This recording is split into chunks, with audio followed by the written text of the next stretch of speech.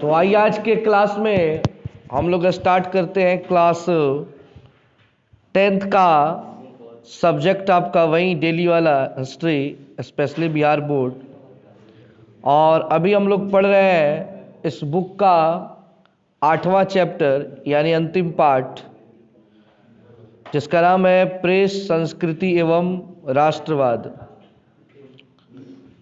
आज की क्लास में हम लोग इस चैप्टर का अंतिम पार्ट पढ़ने वाले हैं, यानी कि पार्ट 8। यहाँ पे 1 लिखा है लेकिन आप पार्ट 8 समझेंगे।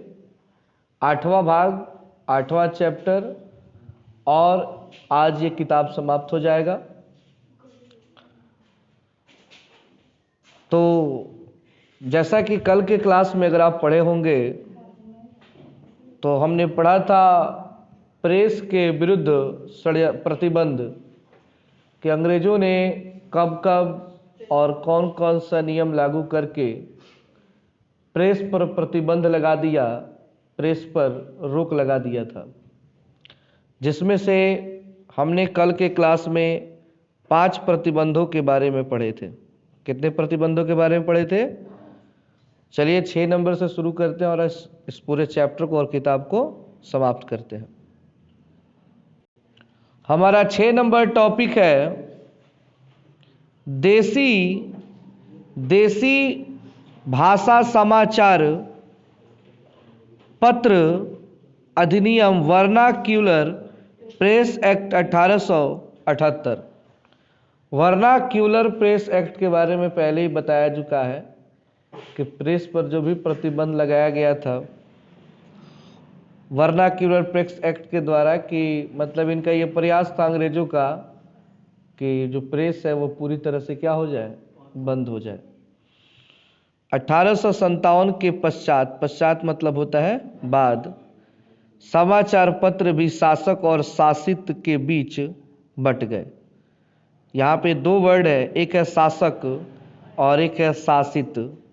शासक यानी जो राज करता है और शासित जिसके अधीन राज्य चलता है, ये 2 भागों में बट गया। अंग्रेजी समाचार पत्र सरकार का सदैव समर्थन करते थे, यानी जो भी अंग्रेजी समाचार पत्र थे वो किसका समर्थन करते थे? हम पिछले कई दिनों से यही बात पढ़ रहे हैं कि एंग्लो इंडियन प्रेस जैसे कई अंग्रेजी समाचार पत्र थे जो अंग्रेजों का साथ देते थे, यानी सरकार का साथ देते थे। लेकिन देसी समाचार पत्रों ने मुखर होकर साम्राज्यवादी नीतियों के विरुद्ध राष्ट्रवादी भावना को उत्पन्न किया। लेकिन जो हमारे देश के अपने लोग थे, जो हिंदी वाले लोग थे, उन लोगों ने कभी भी अंग्रेजों का साथ नहीं दिया, बल्कि अपने देश में राष्ट्रवाद की भावना को फैलाने का काफ़ी प्रयास किया। अकाल और सरकारी अपव्यय की खबरों ने जनता के बीच भारी असंतोष उत्पन्न किया। लिटन यह समझता था कि इस असंतोष का कारण मैकाले और मेटकाफ की नीतियां हैं। मतलब कि अकाल और सरकारी अपव्यय मतलब होता है बर्बाद करना, पैसा बर्बाद करना, यानी अंग्रेजों के द्वारा जो पैसे बर्बाद किए जा रहे थे इस देश के, जो अकाल पड़ गया था, उसके चलते लोग उनसे काफ़ी दुखी थे। लेकिन जो लॉर्ड लिटन था उसके मन में ये बात, आप लोग अपने किताब में देख सकते हैं, पेज नंबर 186 में लॉर्ड लिटन का एक चित्र है, ठीक है ना। इसके मन में ये बात थी कि शायद इन लोगों का असंतोष का कारण, दुख का कारण जो है वो मैकाले और मेटकाफ की नीतियां हैं। किसकी नीतियां हैं जी? मैकाले और मेटकाफ की नीतियां हैं। फलतः इसने 1878 के देसी भाषा समाचार पत्र अधिनियम के माध्यम से समाचार पत्रों को अधिक नियंत्रण में लाने का प्रयत्न किया। तो मतलब लॉर्ड लिटन के मन में ये बात समा गई कि शायद अगर आज लोग अंग्रेजों से खफा है तो इसके पीछे शायद समाचार पत्र है। इसके पीछे कौन है जी? समाचार पत्र है। और वो सोचने लगा कि कौन कौन से नियम को लागू किया जाए ताकि ये समाचार पत्र क्या हो जाए, बंद हो जाए।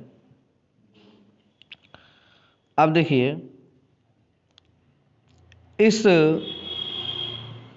अधिनियम के माध्यम से जिला दंडनायक बंधन पत्र एवं जमानत पर किसी समाचार पत्र को प्रकाशित करने की आज्ञा इस शर्त पर दे कि वे ताज के विरुद्ध भड़काने वाली कोई समाचार नहीं छापेंगे। इसमें दंड नायक का निर्णय अंतिम होगा।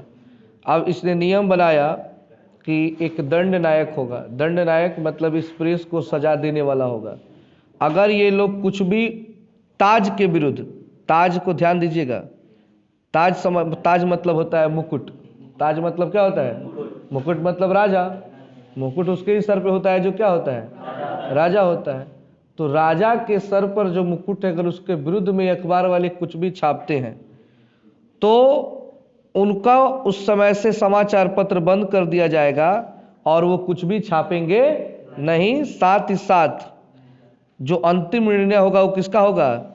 दंड नायक का होगा। अंतिम निर्णय दंड नायक है, जो दंड देने वाला वो जो कहेगा उस बात को सबको मानना होगा।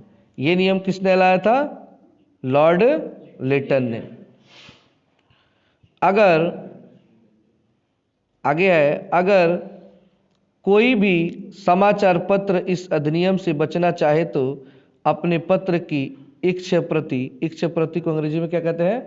प्रूफ मतलब साबित करना, सरकारी पर्यवेक्षण को पहले से देनी होगी। यह अधिनियम देसी भाषा समाचार पत्रों के मुंह बंद करने वाला भेदभावपूर्ण साबित हुआ। यह भारतीय समाचार पत्रों की भाषा और भाव को नियंत्रित करने में सफल रहा। नए भारत के सचिव लॉर्ड क्रेनबुक ने पर्यवेक्षण की धारा को सितंबर 1878 में हटा दिया। इसके बदले प्रेस आयुक्त को नियुक्त किया गया, जिसका कार्य सच्चे और यथार्थ समाचार पत्र प्रेषित करना था। मतलब कि ये जितने भी अधिनियम, जितने भी नियम लग रहे थे, ये किस लिए लग रहे थे? देसी समाचार पत्रों के मुंह बंद करना। इनका क्या किया जा रहा था? देसी समाचार पत्र मतलब हिंदी में जो समाचार पत्र छप रहे थे उनका क्या करना था? मुंह बंद करना था। मुंह बंद करने का अर्थ क्या हुआ? कि मतलब कि ये लोग छपाई ही ना करें, यही इसका प्रयास था अंग्रेजों का। लेकिन होता है ना कि सच्चाई आप कितना दिन तक दबा सकते हैं, कभी न कभी तो खुलकर आएगी। तो एक आया यहाँ पे भारत का एक नया सचिव आया जिसका नाम था लॉर्ड क्रेनबुक। उसने 1878 सितंबर महीने के 1878 में ये सारा नियम हटा दिया जो पहले प्रेस पर लगाए गए थे। और उसने कहा कि कोई भी प्रेस अपना कार्य जो है सच्चे और यथार्थ, मतलब जो भी बात सच होगा उसको लिखेगा, उस पर किसी भी प्रकार का कोई प्रतिबंध नहीं लगाया जाएगा। किसने ये नियम लाया था? लॉर्ड क्रेनबुक। क्या नाम था उसका जी? लॉर्ड क्रेनबुक। आगे है लॉर्ड रिपन। ध्यान दीजिएगा, एक और अंग्रेज अधिकारी था जिसका नाम क्या था? Lord Ripon. लॉर्ड रिपन जो सच्चा उदारवादी शासक था। उदारवादी शासक का अर्थ होता है मतलब जिसके अंदर कोई गलत भावना नहीं थी। उसने इस अधिनियम को रद्द कर दिया, लेकिन 1898 के अधिनियम के द्वारा 1898 के अधिनियम के द्वारा व्यवस्था की गई कि वैसे कथन जो सेना में असंतोष फैलाए तथा राज्य के विरुद्ध कार्य करने की प्रेरणा दे को दंडित किया जा सके। मतलब इसका कहना था कि जितने भी नियम है सब हटा दिए जाए, बस इसका ध्यान रखना होगा हर प्रेस वाले को कि वे सेना को न भड़काएं, मतलब देश की जो भी सेना है उसको भड़काए नहीं। और साथ ही साथ अगर राज्य के विरुद्ध कोई भी छापाई करेंगे तो उन पर कार्रवाई की जाएगी।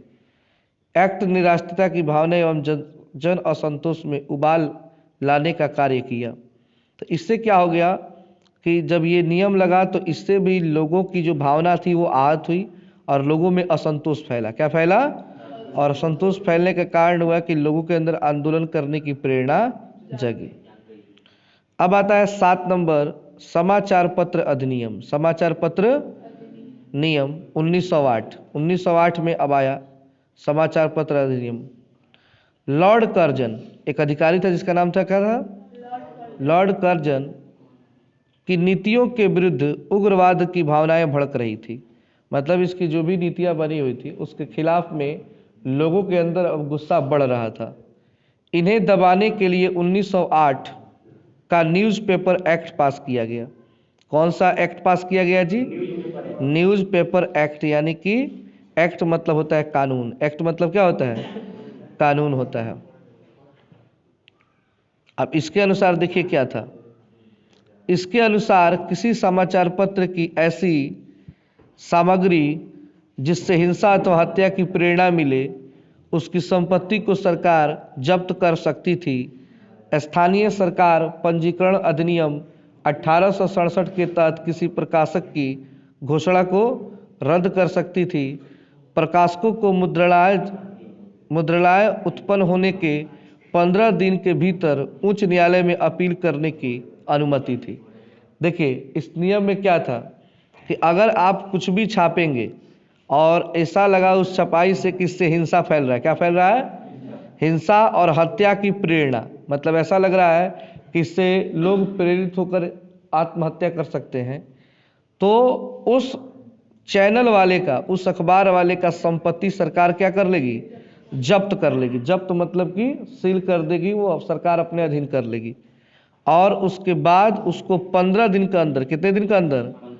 अगर 15 दिन के अंदर उच्च न्यायालय में, उच्च न्यायालय मतलब हाई कोर्ट में, अगर उसने अपील नहीं किया, उसने अपना केस नहीं लड़ा, तो हमेशा के लिए उसका सारा संपत्ति और प्रेस किसका हो जाएगा? सरकार का हो जाएगा, अंग्रेजों का हो जाएगा। तो ये सारी समस्याएं थी किनके टाइम में? अंग्रेजों के टाइम में। अब आता है 8 नंबर। 8 नंबर है 1910 का भारतीय समाचार पत्र अधिनियम। इस अधिनियम ने लॉर्ड लिटन के 1878 के एक्ट के सभी घिनौने लक्षण को पुनर्जीवित कर दिया। अब फिर 1910 में वो नियम सभी फिर से आ गया जो 1878 में खतरनाक नियम जो लॉर्ड लिटन ने लगाया था, वो सब शुरू होने लगा था। सरकार के जमानत जब्त करने तथा पंजीकरण रद्द करने का अधिकार था। मतलब पंजीकरण मतलब होता है रजिस्ट्रेशन। क्या होता है? जैसे आप लोग का स्कूल में भी होता है पंजीयन संख्या, रजिस्ट्रेशन नंबर। तो कोई भी समाचार पत्र या कोई भी कंपनी चलती है तो सरकार से वो रजिस्ट्रेशन लेती है। क्या लेती है? और उसी पे चलता है, जिसको सर्टिफिकेट बोलते हैं। और उसी रजिस्ट्रेशन को सरकार के पास अधिकार था कि वो चाहे तो किसी का भी रजिस्ट्रेशन क्या कर सकती थी? रद्द कर सकती थी। ठीक है। पुनः आपत्तिजनक सामग्री प्रकाशित करने पर मुद्रणालय की पुस्तक की सभी प्रतियों को जब्त करने की राजनीतिक अधिकार मिल गया। प्रथम विश्व युद्ध के दिनों में भारत सुरक्षा नियम के अंतर्गत राजनीतिक आंदोलन तथा स्वतंत्र जन आलोचना की आज्ञा नहीं थी। 1921 में तेज बहादुर सप्रू की अध्यक्षता वाली प्रेस कमेटी की सिफारिश पर 1908 और 1910 के अधिनियम को रद्द कर दिया गया। उसके बाद हमारा आता है 9वां। कितना नंबर? 9 नंबर नियम आता है। और 9 नंबर नियम क्या है? तो वो है 1931 का भारतीय समाचार पत्र संकटकालीन स्थितियां अधिनियम। इसके अनुसार 1910 के सारे आदेश पुनः लागू कर दिए गए। यानी कि 1910 में जितने भी नियम बने थे, जिसके पहले अभी हमने पढ़ा, वो सब नियम फिर से कब लागू कर दिए गए? 1931 में। इस अधिनियम द्वारा प्रत्यक्ष या परोक्ष किसी भी रूप में अपराध की प्रेरणा देने पर कड़ा दंड का प्रावधान किया गया। 1932 में प्रभु सत्ता को हानि पहुंचाने वाली सभी गतिविधियों को नियंत्रित करने के लिए अधिनियम लाया गया। द्वितीय विश्व युद्ध के दौरान पूर्व पर्यवेक्षण को पुनः लागू किया गया। एक समय राष्ट्रीय कांग्रेस के विषय में समाचार पत्र प्रकाशित करना भी अवैध घोषित किया गया। इन शक्तियों को 1945 में समाप्त कर दी गई। मतलब ये नियम क्या हुआ कि जो भी नियम 1910 में आए थे, जितने भी नियम कब आए थे जी? 1910 में। उन सारे नियमों को जिंदा कर दिया गया कब? 1931 में। कोई भी व्यक्ति चाहे डायरेक्ट या इनडायरेक्ट अपराध की प्रेरणा देता है तो उसको क्या देना था? कड़ा दंड देना था। क्या देना था? कड़ा दंड। और साथ ही साथ ये नियम एक बार किस पर लग गया था? राष्ट्रीय कांग्रेस, यानी जो कांग्रेस जो हमारी पार्टी थी, भारत की पहली पार्टी, अगर उसके बारे में भी कोई अखबार वाला छाप देगा ना तो उसको भी बंद करवा देते थे। जबकि वो एक पार्टी थी, उसके बारे में कोई भी लिख सकता था। नहीं, तुमको लिखना ही नहीं उसके बारे में कि वो देश के लिए क्या कर रही है, तुम केवल लिखो कि अंग्रेज बहुत बढ़िया बढ़िया काम कर रहे हैं, तब वो लोग बकसते थे। अब आता है हमारा 10 नंबर। 10 नंबर है समाचार पत्र जांच समिति। मार्च 1947 में गठित यह समिति संविधान सभा में स्पष्ट किए गए मौलिक अधिकारों के आलोक में सिफारिश की कि 1931 के समाचार पत्र अधिनियम, देशी राज्य अधिनियम, 1934 के देशी राज्य रक्षा अधिनियम को रद्द किया जाए। यानी कि 1947 में जब हमारा देश आज़ाद होने वाला था, उससे करीब करीब 5 महीने पहले, कि अगस्त में तो देश आज़ाद हो गया, मार्च की ये बात है। उस समय अंग्रेजों ने क्या किया कि देखा कि भाई यहाँ से तब हम लोग चलने वाले हैं, समझ में तो आ ही गया था उन लोगों को। तो उन लोगों ने क्या किया कि जितने भी नियम थे सबको क्या कर दिया, हटा दिया। बोला कि आज से कोई भी प्रतिबंध नहीं रहेगा। उसके बाद आता है आपका 11 नंबर। 11 नंबर है आपका 1951 का समाचार पत्र आपत्तिजनक विषय अधिनियम। 1951 में सरकार को संविधान के अनुच्छेद 19(2) में संशोधन और समाचार पत्र अधिनियम पारित करने की आवश्यकता पड़ी। इसके माध्यम से अब तक के सभी अधिनियमों को रद्द कर दिया गया। नए कानून के माध्यम से सरकार मुद्रणालय को आपत्तिजनक विषय प्रकाशित करने पर जब्त कर सकती थी। मतलब कि जब हमारा देश आज़ाद हो गया तो हमारे देश की जब सरकार बनी तो उन लोगों ने जो भी पीछे का जितना नियम था अंग्रेजों ने जो लगाया था, उस सबको क्या कर दिया, हटा दिया। लेकिन इस बात को कहा कि अगर आप कोई भी आपत्तिजनक विषय प्रकाशित करेंगे तो आपकी सारी संपत्ति क्या कर ली जाएगी, जब्त कर ली जाएगी। मतलब कहने का अर्थ है कि आप उल्टा सीधा कुछ भी नहीं लिखेंगे, सच्चाई लिखेंगे, ठीक है ना। तो ये है नियम जो लगे थे प्रेस पर, 11 नियम। अब आता है हमारा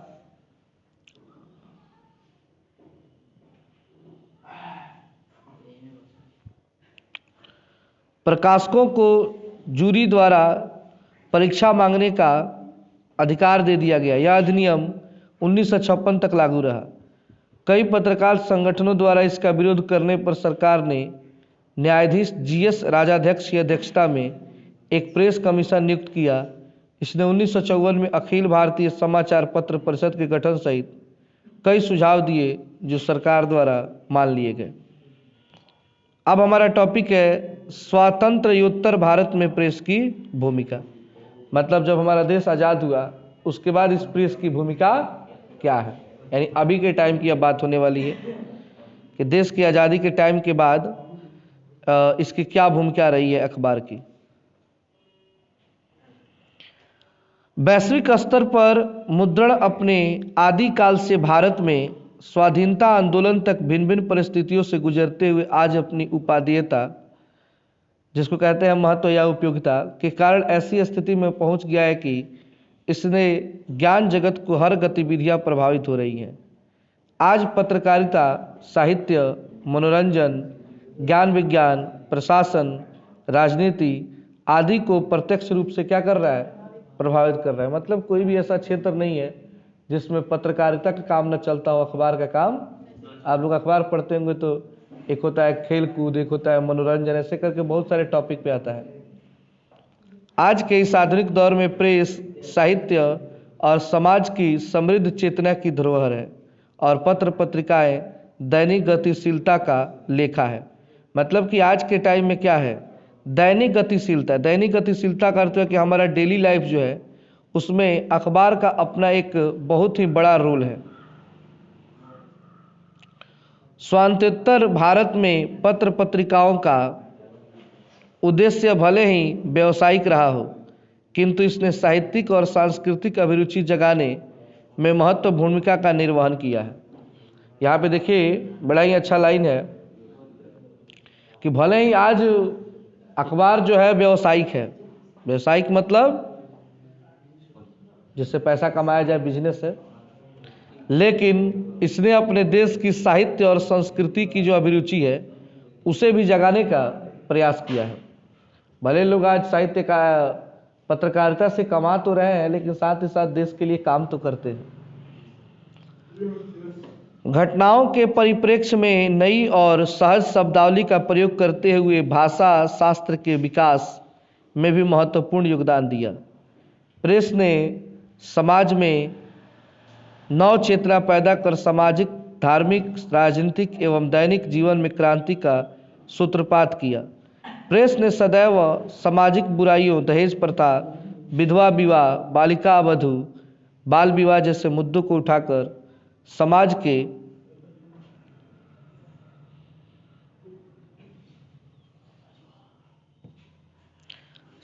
के यहाँ पे है कुप्रथाओं को दूर करने में मदद की तथा व्याप्त अंधविश्वास को दूर करने का प्रयास किया। यानी कि हमारे समाज में क्या है जी, दहेज प्रथा पहले भी थी, आज भी है। विधवा विवाह, पहले विधवाओं का विवाह नहीं होता है, खैर अब ये सुधर गया, अब होता है। बालिका वधू, बालिका वधू मतलब कि छोटे छोटे उम्र में शादी हो जाना, बाल विवाह। इन सारे कुरीतियों को दूर करने में अगर कोई हेल्प किया है तो वो कौन है? प्रेस है। आज के परिवर्तनकारी युग में प्रेस स्वस्थ विनोद का भी स्रोत बन गया है। आज की भागदौड़ एवं तनावपूर्ण जीवन शैली में भी प्रेस सिनेमा से लेकर खेल कूद से संबंधित, मतलब अखबार जो है खेल कूद से लेकर, मतलब क्रिकेट हो गया या कोई भी खेल हो गया, सबसे लेकर समाचार को प्रमुखता से छापकर पाठकों का मनोरंजन करती है। प्रेस पारस्परिक गपशप, हरास परिहास, व्यंग विनोद, प्रश्नोत्तर, फुलझड़ी, कहे से लेकर कांव कांव के माध्यम से समाज को सूक्ष्म संदेश तो देती ही है, मनोरंजन भी करती है। मतलब कि अखबार जो है केवल सूचना ही नहीं देती है, हमारा मनोरंजन भी करती है। आगे है, आज प्रेस समाज में रचनात्मकता का प्रतीक भी बनता जा रहा है। यह समाज को नित्य प्रति की उपलब्धियों, वैज्ञानिक अनुसंधानों, वैज्ञानिक उपकरणों एवं साधनों से परिचित कराता है। पत्रकार विज्ञान के वरदान और अभिशाप को घटनाओं के माध्यम से समाज के सामने लाते हैं ताकि सामान्य लोग भी विश्व कल्याण के संदर्भ में सोच सकें। आज प्रेस लोकतंत्र के चौथे स्तंभ के रूप में लोकतांत्रिक मूल्यों की रक्षा करने हेतु सजग प्रहरी के रूप में हमारे सामने खड़ा है। यहाँ पे कहा गया है चौथा स्तंभ, तो फिर 3 गो स्तंभ कौन है? तो याद रखिए, न्यायपालिका, विधायिका और कार्यपालिका, और चौथा स्तंभ प्रेस को माना जाता है। इसी 4 पर हमारा देश चलता है।